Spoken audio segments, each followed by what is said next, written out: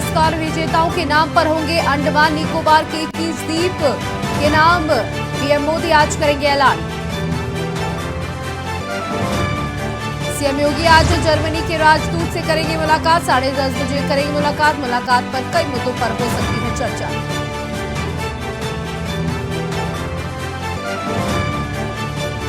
नेताजी सुभाष चंद्र बोस की जयंती पर सड़क सुरक्षा शपथ ग्रहण समारोह का आयोजन में परिवहन मंत्री दयाशंकर सिंह भी होंगे शामिल। श्री रामचरितमानस पर टिप्पणी कर घिरे सपा नेता स्वामी प्रसाद मौर्य। अयोध्या में तहरीर जेल में भेजने की मांग।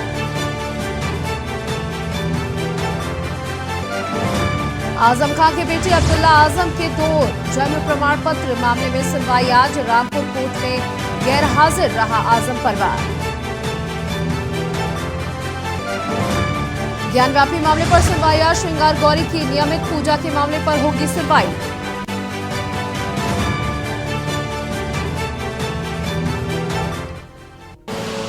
आप देख रहे हैं के न्यूज, खबरों का सारथी। नमस्कार, आप देख रहे हैं के न्यूज इंडिया, जहां मैं हूं आपके साथ सौम्य मिश्रा। सबसे पहले लेकर चलते हैं आपको लखनऊ, जहां सीएम योगी आदित्यनाथ सुभाष चंद्र बोस की प्रतिमा पर माल्यार्पण कर रहे हैं। आज आपको बता दें कि सुभाष चंद्र बोस की 126वीं जयंती के उपलक्ष्य में आज सीएम योगी आदित्यनाथ लखनऊ में उनकी प्रतिमा पर माल्यार्पण व पुष्पार्पण कर रहे हैं।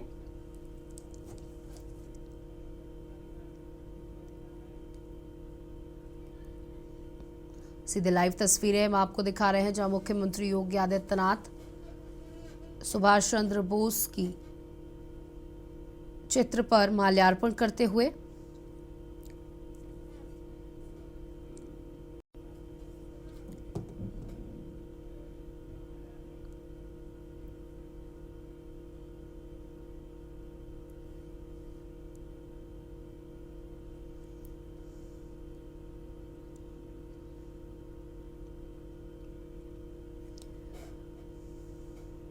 बता दें आज सुभाष चंद्र बोस की जयंती है। इसी मौके पर सीएम योगी आदित्यनाथ उनके प्रतिमा पर, उनके चित्र पर माल्यार्पण कर रहे हैं। आपको बता दें, महान स्वतंत्रता सेनानी नेताजी सुभाष चंद्र बोस का जन्म 23 जनवरी को हुआ था।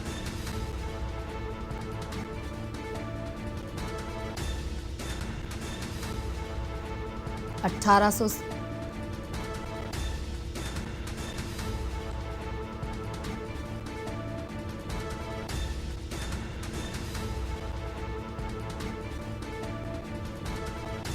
1897 को उड़ीसा के कुटुक गांव में इनका जन्म हुआ था।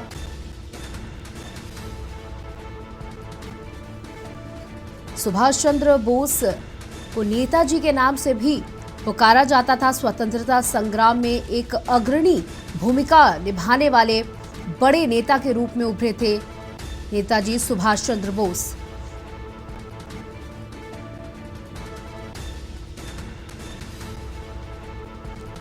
आपको बता दें, सुभाष चंद्र बोस ने अंग्रेजों के खिलाफ लड़ाई लड़ने के लिए एक आजाद हिंद फौज का गठन भी किया था। तस्वीर में आप देख सकते हैं डिप्टी सीएम ब्रजेश पाठक, असीम अरुण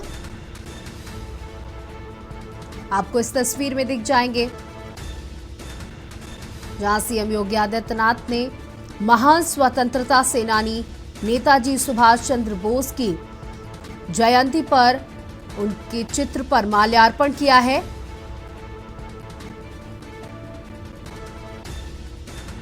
सुभाष चंद्र बोस के मन में देश प्रेम, स्वाभिमान और साहस की भावनाएं बचपन से थी और एक अग्रणी देश प्रेमी के रूप में उन्होंने स्वतंत्रता में बढ़ चढ़कर हिस्सा लिया।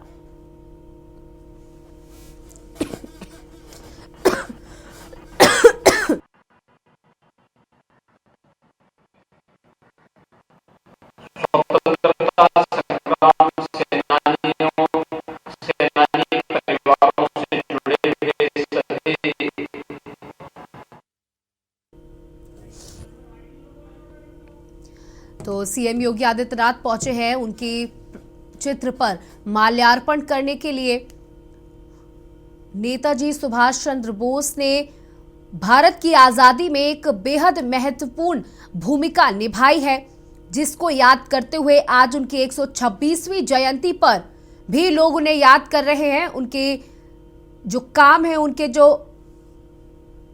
उन्होंने देश के लिए जितना काम किया, उनकी आजाद फौज ने जितना काम किया, उसको याद किया जा रहा है। एक वीर स्वतंत्रता सेनानी के रूप में आज हम नेताजी सुभाष चंद्र बोस को जानते हैं। उनका जन्म 23 जनवरी को ओडिशा में हुआ था।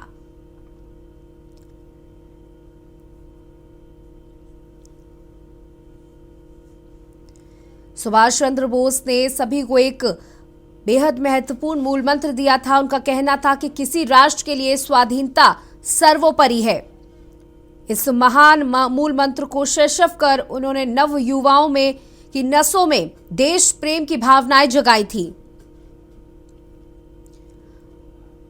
और नव युवाओं का साथ लेकर उन्होंने अंग्रेजों की खटिया खड़ी की थी। आपको बता दें कि युवा वर्ग की शौर्य शक्ति उत्साहित करने में सुभाष चंद्र बोस की एक अहम भूमिका थी। देश प्रेम की भावना से लबरेज नेताजी सुभाष चंद्र बोस को आज मुख्यमंत्री योगी आदित्यनाथ भी याद कर रहे हैं। साथ ही आपको बता दें कि आज प्रधानमंत्री नरेंद्र मोदी भी संसद में सुभाष चंद्र बोस को विनम्र श्रद्धांजलि अर्पित करेंगे। आज यहां पर उपस्थित प्रदेश सरकार में उप मुख्यमंत्री श्री ब्रजेश पाठक जी, प्रदेश सरकार के मंत्री श्री असीम अरुण जी, माननीय विधायकगण श्रीमती जयदेवी जी, इस कार्यक्रम के संयोजक विधान परिषद सदस्य श्री अवनीश कुमार सिंह जी, पूर्व विधायक सुरेश चंद्र तिवारी जी,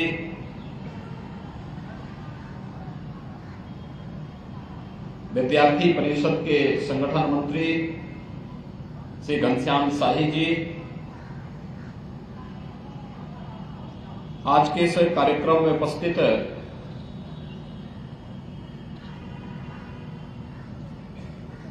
स्वतंत्रता संग्राम सेनानी परिवारों से जुड़े हुए सभी उपस्थित महानुभाव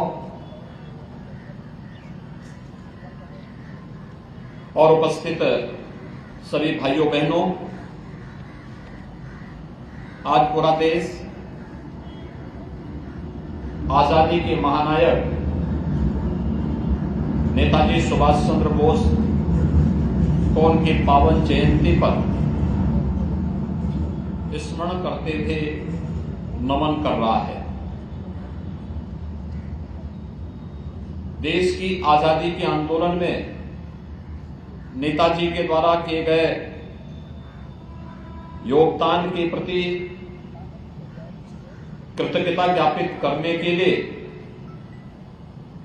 आदरणीय प्रधानमंत्री जी ने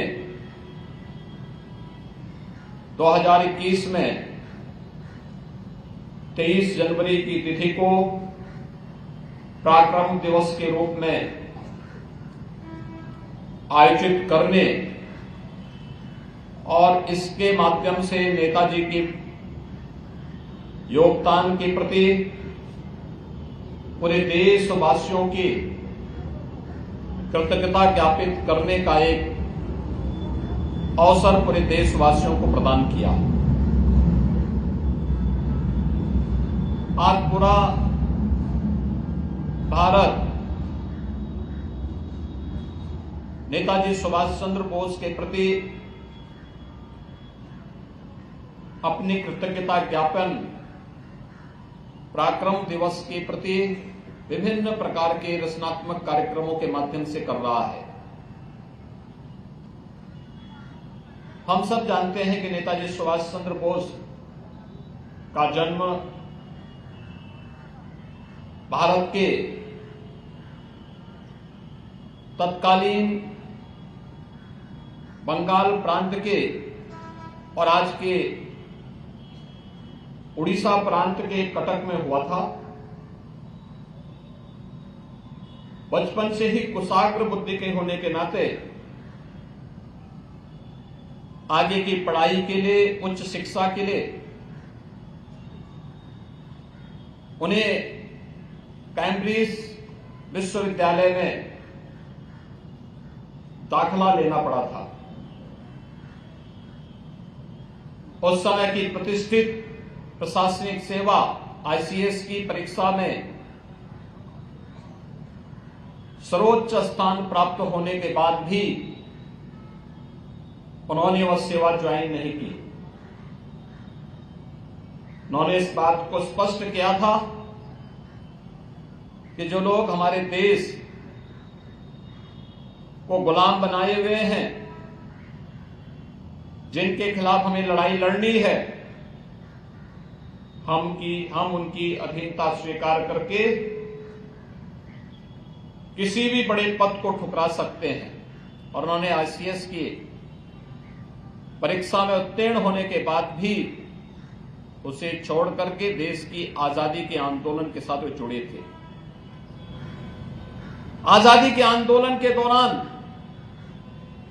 अनेक ऐसे अवसर आए थे जिन्होंने नेताजी सुभाष चंद्र बोस को, जिसके माध्यम से वह भारत की राजनीति में स्थापित हो सकते थे, लेकिन उससे इतर उन्होंने सदैव क्रांति का मार्ग चुना। देश के प्रत्येक नागरिक के मन में राष्ट्रभक्ति का भाव पैदा हो और हम सब अपनी राष्ट्रीयता के मार्ग का अनुसरण करते हुए नेशन फर्स्ट के इस भाव को सदैव अंगीकार कर सके। वह सदैव इस बात के पक्षधर थे, न केवल भारत के अंदर बल्कि दुनिया के अंदर अनेक देशों में रह करके, जर्मनी है, जापान है, सिंगापुर है। तो आप सीएम योगी आदित्यनाथ को सुन रहे थे, जहां सुभाष चंद्र बोस की 126 जयंती पर सीएम योगी आदित्यनाथ संबोधित कर रहे थे। वही बात अब कर लेते हैं बिहार के सिवान की, जहां से बड़ी खबर आ रही है। बिहार में अपराधियों के हौसले बुलंद है। सिवान में जहरीली शराब से 4 लोगों की मौत सामने आई है। आपको बता दें, शराब पीने से 6 लोगों की हालत गंभीर भी बनी हुई है। बिहार में लगातार जहरीली शराब को लेकर लोगों की मौत की खबरें सामने आ रही हैं, जहां अभी पिछले वर्ष यानी 2022 के दिसंबर में जहरीली शराब पीने से बड़ी संख्या में लोगों की मौत हो गई थी। और अब बिहार के सिवान से बड़ी खबर, जहां 6 लोगों की हालत गंभीर, 4 लोगों की। बिहार में अपराधियों के हौसले बुलंद हैं और नकली अवैध शराब, जहरीली शराब बेच रहे हैं, जिससे 4 लोगों की मौत हो गई है। शराब पीने से 6 लोगों की हालत गंभीर थी, जिसमें 4 लोगों की मौत की पुष्टि अभी पुलिस ने कर दी है। बिहार के सिवान से ये बड़ी खबर। आपको बता दें, बिहार में शराब बंदी है, शराब बिल्कुल प्रतिबंधित है। उसके बावजूद सबसे ज्यादा बिहार में मौतों की खबरें आती रहती है बिहार से ही,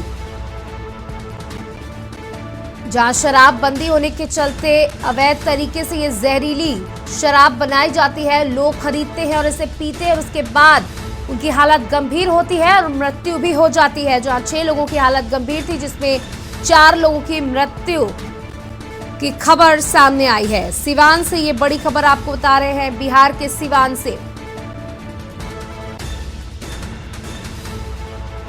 और सबसे बड़ी लापरवाही सरकार की, जहां इस तरीके की अवैध और जहरीली शराब पर रोकथाम नहीं कर पा रही सरकार। अरुणाचल में जवानों से मिले आर्मी चीफ मनोज पांडे। आपको बता दें, LAC के करीब के इलाकों का उन्होंने दौरा किया, सुरक्षा को लेकर भी मंथन किया। अरुणाचल में जवानों से आर्मी चीफ मनोज पांडे ने मुलाकात की है, साथ ही सुरक्षा को लेकर के मंथन किया।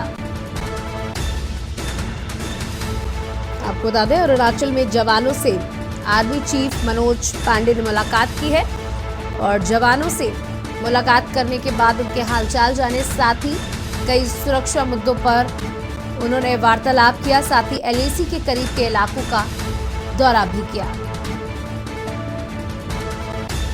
सीमाओं की सुरक्षा को लेकर मंथन किया, साथ ही एलएसी के पास के इलाकों का जायजा लिया, वहां पर दौरा किया उन्होंने और साथ ही जवानों से भी मुलाकात करी। आर्मी चीफ मनोज पांडे पहुंचे थे।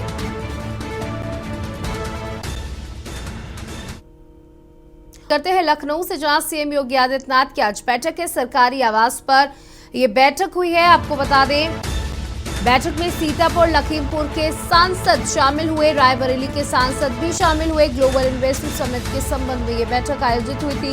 विधायकों के साथ विकास परियोजनाओं पर भी चर्चा की गई। सीएम योगी ने बैठक ली, सरकारी आवास पर यह बैठक हुई।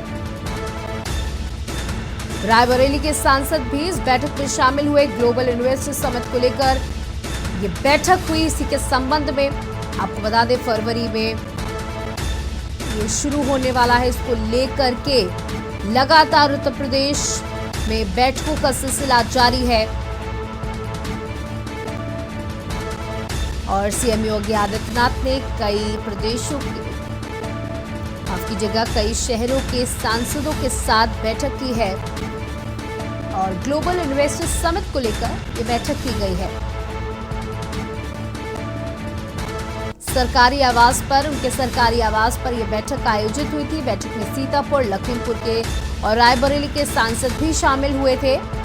आपको बता दें कि इस बैठक में ग्लोबल इन्वेस्टर्स समिट को लेकर के चर्चा की गई। इसी के संबंध में यह बैठक आयोजित हुई थी। इसी के विषय में कई चर्चाएं की गई। विधायकों के साथ विकास परियोजनाओं पर भी चर्चा की गई। वहीं अब खबर गोंडा से है। दबंगों ने पीड़िता के साथ मारपीट की है। पीड़िता ने चौकी इंचार्ज से शिकायत की। चौकी इंचार्ज ने कोई भी कार्रवाई नहीं की, बिना कार्रवाई वापस कर दिया। और कोतवाली देहात का ये मामला, सालनपुर क्षेत्र पुलिस ने नहीं की कोई कार्रवाई। पीड़िता जिला चिकित्सालय गोंडा में भर्ती। सालनपुर क्षेत्र में दबंगों ने की थी मारपीट। दबंगों ने पीड़िता के साथ की मारपीट। आपको बता दें, दबंगों ने पीड़िता के साथ इतनी बुरी तरीके से मारपीट की कि उसे अस्पताल में भर्ती होना पड़ा और जब उसने पुलिस से शिकायत की तो पुलिस की तरफ से कोई कार्रवाई, कोई सुध इस घटना पर नहीं ली गई।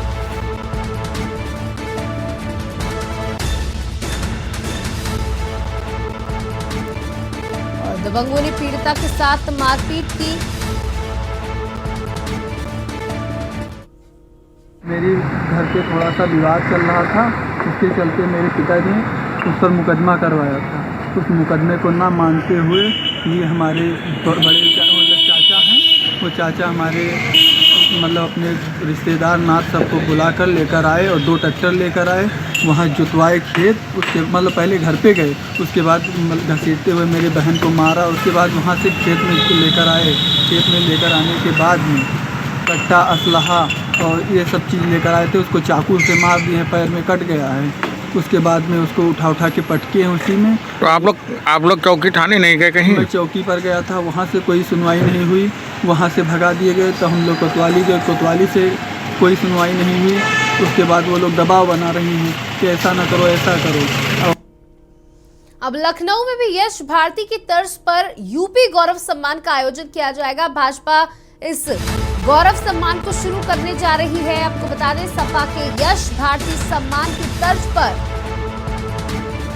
अब यूपी गौरव सम्मान की शुरुआत होगी। योजना के लिए 50 लाख की धनराशि स्वीकृत हो गई है।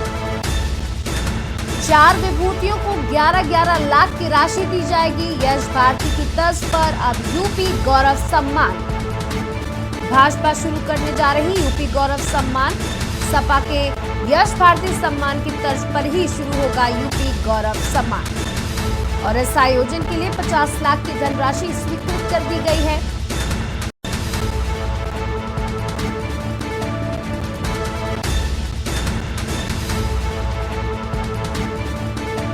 यश भारती की तर्ज पर यूपी गौरव सम्मान।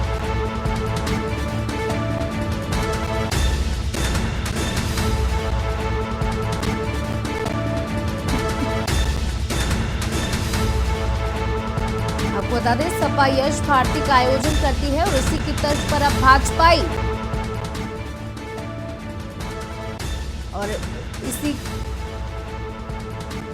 और इसी तर्ज पर अब यूपी गौरव सम्मान का आयोजन करेंगे भाजपाई। और हमारे एग्जीक्यूटिव एडिटर प्रदीप विश्वकर्मा जी इस पर हमारे साथ जुड़ चुके हैं। जी प्रदीप जी, अब सपा जिस तरीके से आयोजन करती आ रही है उसी की तर्ज पर अब भाजपा भी आयोजन करेगी, क्या जानकारी है आपके पास?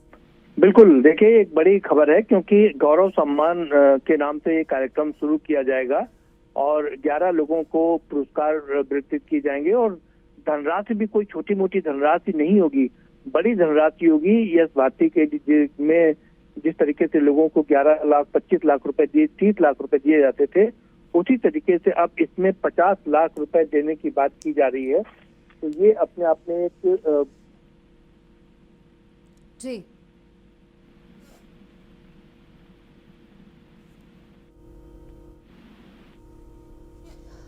तो आपको बता दें कि भाजपा शुरू करने जा रही है यूपी गौरव सम्मान और सपा के यश भारती सम्मान की तर्ज पर ही शुरुआत होगी, लेकिन इसकी राशि बड़ी होगी। आपको बता दें 50 लाख की धनराशि इसमें स्वीकृत कर दी गई है। लखनऊ में ग्लोबल इन्वेस्टर समिट के लिए बेंगलुरु में अब रोड शो होगा। केशव मौर्य के नेतृत्व में बेंगलुरु में ये रोड शो आयोजित होगा और इसको लेकर के मंत्री और अधिकारी पहुंचे हैं बेंगलुरु। 5 जनवरी से 9 बड़े महानगरों में शो की शुरुआत की जाएगी। आपको बता दें 5 जनवरी से 9 बड़े महानगरों में शो की शुरुआत कर दी गई है। कई बड़ी कॉरपोरेट हस्तियां भी इसमें शामिल होंगी, मुलाकात करेंगी।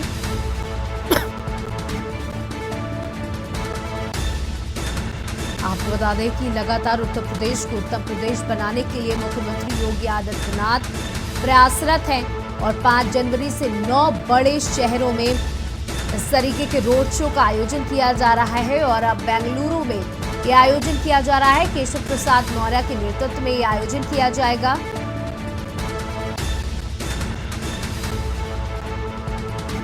और हमारे एग्जीक्यूटिव एडिटर प्रदीप विश्वकर्मा इस पर हमारे साथ जुड़ चुके हैं। जी प्रदीप जी, जिस तरीके से मुख्यमंत्री योगी आदित्यनाथ का सपना है कि उत्तर प्रदेश को एक नई ऊंचाइयों की ओर लेकर के जाना है, उसी को लेकर के ये ग्लोबल इन्वेस्टर्स समिट में लोगों से लगातार अनुरोध किया जा रहा है कि उत्तर प्रदेश में इन्वेस्ट करें। अब बेंगलुरु में रोड शो है, क्या जानकारी आपके पास? बिल्कुल, देखिए केशव प्रसाद मौर्य के नेतृत्व में बेंगलुरु में रोड शो किया जाएगा और इसको लेकर के केशव स्वयं वहां पहुंच चुके हैं। कल रात में हमारी उनसे बात हुई, काफी लंबे समय तक उनसे बात हुई और उनकी फ्लाइट थी, कल रात में फ्लाइट से जाना था उन्हें। हालांकि वो फ्लाइट 2 घंटे लेट हो गई। उसके बाद वो रात में करीब 12 बजे बेंगलुरु पहुंचे हैं और आज वहां पर रोड शो करेंगे। लोगों को, वहां के जो उद्योगपति हैं उनसे मुलाकात करेंगे और उनको आमंत्रित करेंगे कि वो उत्तर प्रदेश में आए और इन्वेस्टमेंट करें और उनको वो पूरी सुविधा मुहैया कराई जाएगी जिसको लेकर के वो हमेशा चिंतित रहते थे। कानून व्यवस्था के मुद्दे पर भी बात की जाएगी कि कानून व्यवस्था का यहाँ पर की जो समस्या थी वो सुधर गई है, क्योंकि योगी सरकार ने जिस तरह से संगठित अपराध पर प्रहार किया है और बड़े माफियाओं का, जो बड़े माफिया हैं उनको नेस्तनाबूद किया है, उसकी वजह से अमन चैन की शांति है। इसलिए आप लोग आए और यहाँ पर इन्वेस्टमेंट करें तो आपको किसी प्रकार की कानून व्यवस्था की समस्या नहीं होगी। और दूसरा, काफी सारे इंसेंटिव देने की बात की जा रही है, फिर चाहे बिजली में छूट देने की बात हो या जमीन को लेकर के अलॉटमेंट की बात हो, वो आपको किया जाएगा और तमाम अन्य सुविधाएं जो होंगी वो आपको मुहैया कराई जाएंगी। विंडो सिस्टम का कार्यक्रम भी यहाँ पर लागू किया जा रहा है कि जिससे कि ज्यादा इसमें रेड टेपिज्म ना हो, लाल फीताशाही ना हो, या ये ज्यादा इसमें इंटरफेयर ना कर सकें, फाइलें लटके ना, तुरंत का काम हो। इसलिए कोशिश की जा रही कि कोई भी प्रोजेक्ट रुके ना और तुरंत उसको एनओसी सारे मिल जाए, इसको लेकर के भी लगातार प्रयास किए जा रहे हैं। तो अब आज केशव प्रसाद मौर्य बेंगलुरु में है, रोड शो करेंगे, कितना वो ले आ पाते हैं ये भी काफी दिलचस्प होगा देखना। जी बिल्कुल, बहुत बहुत शुक्रिया प्रदीप जी हमारे साथ जुड़ने के लिए। तो 5 जनवरी से 9 बड़े महानगरों में शुरू हो चुका है ये रोड शो और लगातार लोगों से उत्तर प्रदेश में इन्वेस्ट करने की अपील की जा रही है। और फिलहाल खबर उत्तर प्रदेश में इतना ही। देखते रहिए के न्यूज इंडिया।